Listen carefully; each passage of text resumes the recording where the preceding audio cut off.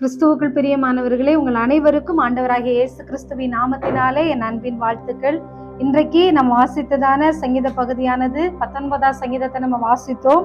அதுல இருந்து ஒரு சில வசனங்களை நம்ம தியானிப்போம்.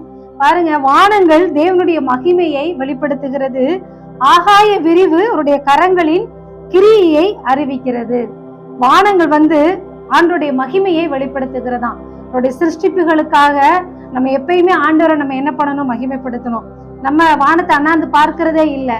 சில நேரங்களில் நைட்ல போய் நீங்க நின்று பாருங்களேன், அவ்வளவு ஒரு மகிமையா இருக்கும். ஆண்டவருடைய படைப்பை நினைத்து நம்ம ஆண்டவரை என்ன பண்ணணும், நம்ம மகிமைப்படுத்தணும். நம்ம என்ன பண்றோம், வீட்டுக்குள்ளேயே தான் இருக்கிறோம், கீழேயே தான் போய்கிட்டு கீழேயே தான் பார்த்துட்டு இருக்கிறோம். கொஞ்ச நாள் நம்முடைய தலைகளை உயர்த்தி நீங்க வானங்களை பாருங்க, அவ்வளவு மகிமையா இருக்கும். அப்ப என்ன பண்ணணும், அவருடைய சிருஷ்டிப்பை நினைத்து அவருடைய படைப்பை நினைத்து நம்ம ஆண்டவருக்கு என்ன பண்ணணும், நன்றி செலுத்தணும். இந்த வானங்கள், நட்சத்திரங்கள் எல்லாத்தையும் பார்த்தீங்க அப்படின்னா அவ்வளவு அழகா ஆண்டவர் படைச்சிருப்பாரு. நம்மையும் ஆண்டவர் அழகா தான் படைச்சிருக்கிறாரு. நம்ம ஆண்டவருக்கு என்னைக்குமே நன்றி செலுத்துறதில்ல. ஆண்டவரே, இந்த வானங்களை படைத்தீரே, உமக்கு நன்றி என்று நம்ம ஆண்டவருக்கு நன்றி செலுத்துகிறது இல்லை. ஒவ்வொரு படைப்பையும் நினைத்து அவருடைய சிருஷ்டிப்பை நினைத்து நம்ம ஆண்டவருக்கு என்ன பண்ணணும், நன்றி சொல்லணும். கீழே உள்ள ஒவ்வொரு வசனத்தையும் பாருங்க. 7வது வசனம், கர்த்தருடைய வேதம் குறைவற்றதும் ஆத்துமாவை உயிர்ப்பிக்கிறதுமாய் இருக்கிறது, கர்த்தருடைய சாட்சி சத்தியமும் பேதையை ஞானியாக்குகிறதுமாய் இருக்கிறது. கர்த்தருடைய வேதம், ஆண்டவர் நமக்கு கொடுத்த வேதம் குறைவற்றதா இருக்கிறதாம். அது பேதையை ஞானியாக்குகிறதுமா இருக்கிறது என்று இங்க நம்ம பார்க்கிறோம். ஆண்டவரை அறிஞ்ச பிள்ளைங்க நிறைய பேர் என்ன பண்றோம், பேதையா தான் நம்ம இருக்கிறோம். ஆனா ஆண்டவர் சொல்றாரு, இந்த உலகத்துல பைத்தியமான நம்மளதான் ஆண்டவர் தெரிந்து கொண்டாரா. உலகத்துல ஞானியல் எத்தனையோ பேர் இருக்காங்க, அறிவு படைத்தவர்கள் நிறைய படிச்சவங்க எத்தனையோ பேர் இருக்காங்க. ஆனா ஆண்டவர் பைத்தியமா இருக்கிற, பேதையா இருக்கிற நம்மளைத்தான் ஆண்டவர் தெரிந்து கொண்டாரா. பாருங்க, நிறைய பேருக்கு படிப்பறிவே இருக்காது. ஆனா அவங்க வசனத்தை அவ்வளவு நிறைய வசனத்தை மனப்பாடம் பண்ணி என்ன பண்ணுவாங்க, சொல்லிக்கிட்டே இருப்பாங்க. நிறைய மனப்பாட சக்தி அவங்களுக்குள்ளாக இருக்கும். ஏன் அப்படின்னா, ஒருத்தன் இந்த உலகத்துல பேதையா இருப்பான், ஆனா அந்த உலகத்துல ஆண்டவருக்குள்ள வந்துட்டானா அவனை ஆண்டவர் ஞானவானாய் ஞானியாய் ஆண்டவர் மாற்றி விடுவார். உலகத்துல அவன் நிறைய படிச்சிருக்கலாம், நிறைய அவங்களுக்கு ஞானம் இருக்கலாம். ஆனா ஒருத்தர் ஆண்டவர்கிட்ட வந்தா மட்டும்தான், பேதையை போல ஆண்டவர்கிட்ட வந்தா ஆண்டவர் ஞானியாக்குவார். நிறைய பேர் நாங்க சொல்றதை கேட்டிருக்கோம். நான் ஆண்டவர் அறியாததுக்கு முன்னாடி நான் அறிவில்லாம இருந்தேன், ரொம்ப பயத்தோட இருந்தேன். ஆனா ஆண்டவர்கிட்ட வந்து எனக்கு பயமெல்லாம் மாறிடுச்சு, எனக்கு ஆண்டவர் நல்ல ஞானத்தை தந்திருக்கிறார். இந்த உலகத்துல படித்தவங்களை காட்டிலும் ஆண்டவர் என்ன ஞானவானாய் மாற்றி இருக்கிறான்னு சொல்லி நிறைய பேர் சாட்சி சொல்லுவாங்க. அதெல்லாம் எங்க இருந்து வந்துச்சுன்னா, ஆண்டவர் நமக்கு கொடுத்த இந்த வசனம் தான். இந்த வேதத்தை நம்ம கேட்க கேட்க, படிக்காதவங்க நிறைய பேரு இந்த வசனத்தை கேட்டே நிறைய வசனத்தை சொல்லுவாங்க. ஆனா படிச்ச நமக்கு சில நேரங்கள்ல மறந்து போயிருது. ஆனா அவங்களுக்கு ஒரு தடவை அந்த வசனத்தை சொன்னா அப்படியே அதை பிக்கப் பண்ணிக்கிடுவாங்க. இந்த வசனம் அப்படித்தான். நம்ம ஒரு நாட்கள்ல இந்த உலகத்துல பேதையை போல இருந்தோம், அறிவில்லாதவங்களா இருந்தோம், ஆண்டவரை தெரியாம இருந்தோம். ஆனா ஆண்டவரை தேடி வந்த உடனே ஆண்டவர் நமக்கு நல்ல ஞானத்தை தந்துட்டார். அது கீழே உள்ள வசனத்துல பாருங்க, கர்த்தருடைய கற்பனை தூய்மையும் கண்களை தெளிவிக்கிறதுமா இருக்கிறது. ஒருவேளை நினைக்க கூடாது, என்னடா கண்களை தெளிவிக்கிறதுமா இருக்கிறதுனா எனக்கு நல்லா தானே பார்வை தெரியுதுன்னு சொல்லி நீங்க நினைக்காதீங்க. அவருடைய கற்பனைய, அவருடைய சாட்சிய, இந்த வேத வசனத்தை நீங்க வாசிக்க வாசிக்க நம்முடைய கண்கள்னால வரக்கூடியதான பாவங்கள் என்னென்னமோ நம்ம கண்கள்னால பார்க்கிறோம். அப்படித்தானே, நல்லதை மட்டுமே நம்ம பார்க்கறது இல்லை, நிறைய கெட்ட காரியங்களை நம்ம பார்க்கிறோம். ஆண்டவர்கிட்ட ஜெபம், ஆண்டவரே உங்க வேதத்தை நான் வாசிக்க வாசிக்க என்னுடைய கண்களானது நான் நல்லா பார்க்கணும், ஆண்டவரே நல்ல காரியங்களை நான் பார்க்கணும்.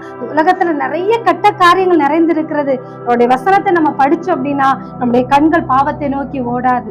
அதுதான் முக்கியம். எந்த அளவுக்கு நம்ம வேதத்தை வாசிக்கிறோமோ, எந்த அளவுக்கு நம்ம ஆண்டவருடைய வசனத்தை தியானிக்கிறோமோ, நம்முடைய கண்கள் இந்த உலகத்துல இருந்து வரக்கூடியதான பாவமான காரியங்களுக்கு ஆண்டவர் நம்மளை விலக்கி பாதுகாப்பார். பாருங்க, 10வது வசனம், அவைகள் பொன்னிலும் மிகுந்த பசும் பொன்னிலும் விரும்பப்படத்தக்கதும் தேனிலும் தேன் கூட்டிலிருந்து ஒழுகும் தெளித்தேனிலும் மதுரம் உள்ளதா இருக்கிறதா. நிறைய வீடுகள்ல பாருங்க, ஆண்டோடைய வேதம் எங்க கிடக்கும் தெரியுமா? நாங்க நிறைய வீட்டுக்கு பிரேயர்ஸலுக்கு போவோம், பிரேயர் நடத்த போவோம். நிறைய வீட்டுல நாங்க வேதத்தை பார்க்கும்போது அது அப்படியே அலமாரிக்கடியில இருக்கும், டிவிக்கு அடியில இருக்கும், அப்படியே தூசி நிறைஞ்சதா இருக்கும். இதே நம்முடைய நகைய, பணத்தை நம்ம அப்படி போடுவோமா? ஒரு நாளும் போட மாட்டோம். எங்க தூக்கி வைப்போம்?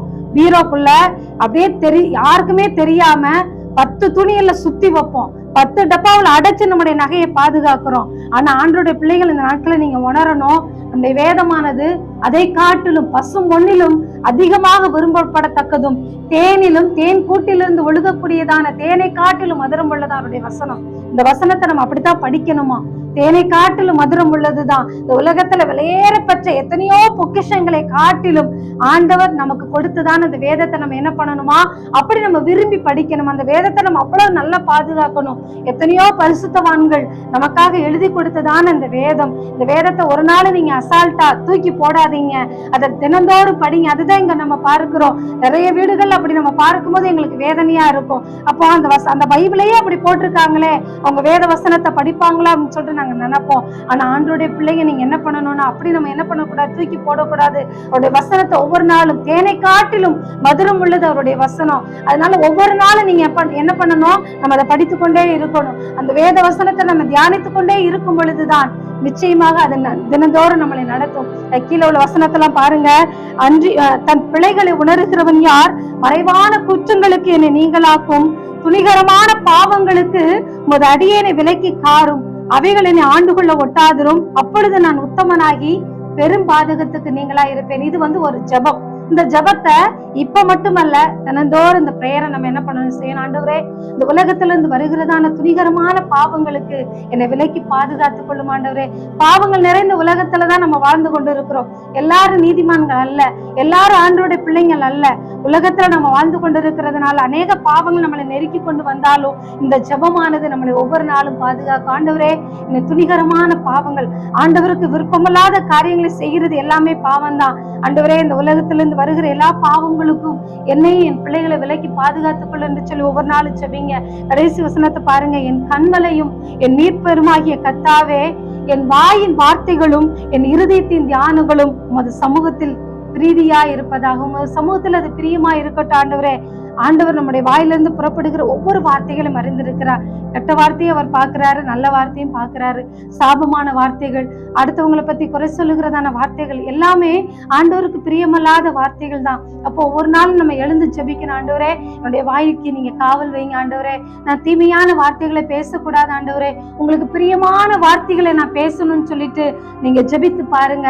ஆண்டவர் இந்த வசனத்தின்படியாக நம்மளை ஆண்டவர் என்ன பண்ணுவார், ஆசீர்வதிப்பார். ஆண்டவரே, உங்களுக்கு பிரியமான வாழணும். ஆண்டவரே, எப்பயுமே உங்களை நேசிக்கிறவளா மாறணும். ஆண்டவரே, ஆண்டவர் நம்மளை நேசிக்கிறார். ஒவ்வொரு நாளும் நம்மளை நேசிக்கிறார். நம்ம பாவம் செஞ்சா கூட ஆண்டவர் நம்மளை அந்த பாவத்தை மன்னித்து ஆண்டவர் நம்மளை நேசிக்கிறார். ஆனா பாருங்க, நம்ம தான் ஆண்டவரை விட்டு சில நேரங்கள்ல வழி மாறிடுறோம். ஆனா ஆண்டவர் எப்பவுமே நம்மளை நேசித்துக்கிட்டே தான் இருக்கிறார்.